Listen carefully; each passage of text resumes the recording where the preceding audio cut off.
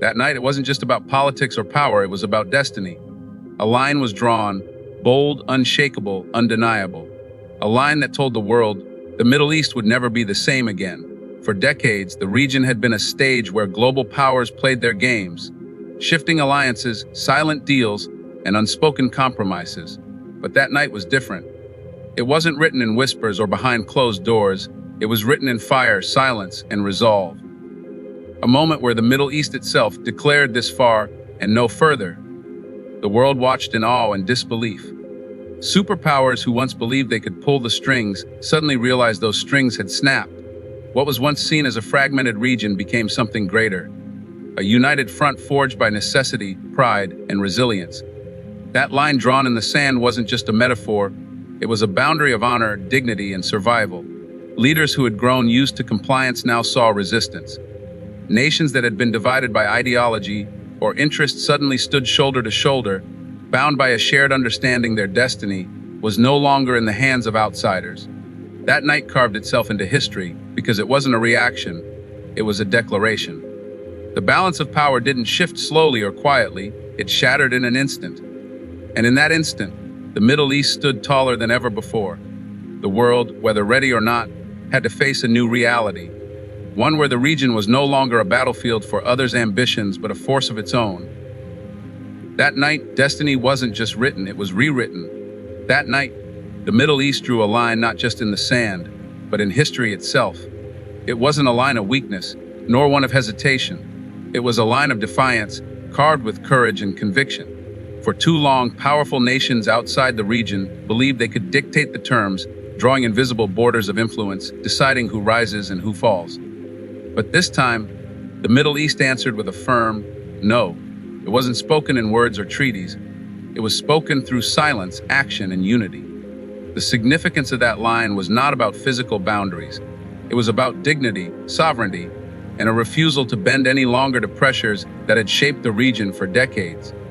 It told the world that the old order was crumbling, that the familiar imbalance where others controlled the narrative had finally reached its breaking point. And the most powerful part, no army marched, no fleets advanced, no missiles were fired. Instead, the line was drawn through resolve, an invisible yet undeniable force that even the most advanced weapons couldn't erase. For the people of the Middle East, this line became more than politics. It became a symbol of self, respect, and endurance. It was proof that strength does not always need to roar. Sometimes it stands in silence and still shakes the earth. And for the rest of the world, it was a wake-up call. No matter how many maps are redrawn in boardrooms or war rooms, there comes a moment when those on the ground reclaim their destiny. That night, the Middle East made it clear the era of outside dominance was ending, and a new chapter of defiance had begun. That night revealed something the world had long underestimated: the power of unity in a region often portrayed as divided. For decades, the Middle East was painted as a land fractured by rivalries, sectarian lines, and political disputes, a region where outside powers thrived on division. But on that night, when the line was drawn, the message was unmistakable. Those divisions no longer served the future. What mattered was standing together against the weight of external control and the imbalance of power that had shaped their destiny for far too long. The unity wasn't forged in speeches or handshakes under flashing cameras. It was born from shared struggle, shared pain, and shared resilience. It was a quiet but powerful declaration that no single nation or group could carry the burden alone. But together, they could alter the course of history. By setting aside differences, even if only for that critical moment, the Middle East showed the world that strength lies not in isolation, but in collective resolve. This unity sent shockwaves far beyond the region. In Washington, Moscow, London, and Paris, analysts and leaders scrambled to understand how such coordination could emerge from a place they assumed would always remain fragmented. They realized that their strategies of divide and rule were cracking, and the Middle East was no longer playing by the old rules. But for the people themselves, this unity was more than strategy, it was survival. It was a reminder that their voices, when joined together, could echo louder than the thunder of bombs or the speeches of world leaders. The line in the sand was no longer about one nation. It became a line for an entire region, declaring, "We may be different, but we stand together when it matters most." That night was not just about a regional stance. It was a broadcast to the entire world, a reminder that silence can roar louder than armies. The Middle East, long seen as a chessboard where global powers moved their pieces, flipped the board entirely. Instead of engaging in a battle of weapons, they sent out a message that no bullet, no missile, and no sanction could erase. We will decide our own destiny. The message was clear. The era of unquestioned dominance by external powers was fading.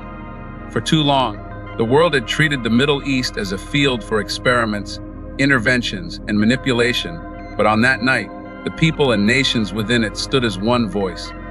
They were no longer asking to be heard, they were making sure they couldn't be ignored. The absence of violence didn't weaken the statement. It magnified it. Silence carried more weight than explosions because the stillness meant certainty, determination, and the refusal to be provoked. Every major capital watched with unease. Diplomats scrambled to reinterpret their strategies, media outlets searched for explanations, and military analysts admitted that this wasn't a scenario they had prepared for. It wasn't about weapons of war anymore. It was about the power of will, about the courage to stand firm without yielding to pressure. This message reshaped the world's perception of the Middle East. No longer could it be dismissed as a place of endless conflict or dependency. Instead, it became a symbol of defiance, of a region drawing its own red line and demanding recognition on its terms. That night, the Middle East spoke not with noise, but with silence that thundered across the globe. That night, fear didn't echo on the battlefield. It echoed in the halls of power, in the capitals that had always believed they controlled the game. Washington, London, Tel Aviv, and beyond, leaders sat in their rooms with maps, reports, and advisors, realizing that the rules had shifted. The balance they had so carefully constructed, the alliances they had relied on, suddenly seemed fragile, almost meaningless. What terrified them wasn't an attack, but the absence of one. No missiles, no bombs, no declarations of war, just silence. Yet in that silence was a defiance stronger than any weapon. It was the realization that the Middle East no longer needed permission to stand its ground. For decades, the strategy of the powerful was built on intimidation, on the assumption that nations in the region would bend under pressure. But this time, the opposite happened. The powerful found themselves paralyzed, unsure of what to do next. Intelligence agencies sent frantic assessments, warning that the region's posture had changed. Diplomats drafted speeches to calm markets and reassure allies. Generals wondered whether their decades of planning and stockpiled arsenals were suddenly irrelevant. The fear was not of immediate war, but of losing control over oil, over influence, over the narrative itself. And in that fear lay the greatest shift of all. For the first time in generations, the Middle East was not reacting to the world was reacting to the Middle East. That reversal sent shockwaves far beyond the desert sands. It was no longer about who had the bigger army or the sharper rhetoric. It was about who had the courage to redefine the game. That night, fear did not belong to the weak. It belonged to the powerful. That night was not just an ending. It was a beginning. When the line was drawn in the sand, it didn't just separate nations, it separated eras. The old world, built on dominance, intimidation, and imposed order, was suddenly replaced by something far more unpredictable. The Middle East, long seen as a chessboard where others moved the pieces, had now seized control of the game. For the first time in decades, the region was not being spoken for. It was speaking for itself, and the world had no choice but to listen. The significance of that night went beyond politics. It was psychological. Generations had grown accustomed to believing that power always flowed in one direction, from the west to the east. But in that single moment, that illusion was shattered. A message was carved into history. No amount of weapons, sanctions, or treaties could suppress a people who had decided to stand firm. This wasn't just about defiance. It was about dignity, about reclaiming a voice that had long been silenced under the weight of global agendas. The aftermath didn't unfold in gunfire, but in shifts, in alliances redrawn, in markets trembling, in leaders suddenly recalculating their strategies. The ripple effects spread far beyond borders. Countries once considered untouchable began to feel vulnerable. Policies once thought unshakable were being questioned. The balance of power was not merely challenged, it was redefined. That night marked a pivot in history. Future generations will look back and say, here is where everything changed. Here is where silence became stronger than war, and where defiance created a new order. The Middle East was no longer a stage for others' plays. It had written the first act of its own story. That night was not a chapter. It was a turning point. The line drawn in the sand was more than defiance. It was destiny sealing its place in history.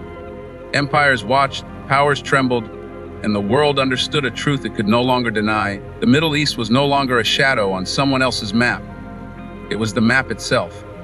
Silence had spoken louder than weapons, resolve had cut deeper than armies, and dignity had risen higher than fear. The old order cracked that night, and from its fracture, a new future was born. What began as a single stand will echo through generations, a reminder that true power is not measured by bombs or borders, but by the courage to say, enough. And as the dust settled, one thing became clear: history would no longer be written about the Middle East. It would be written by the Middle East.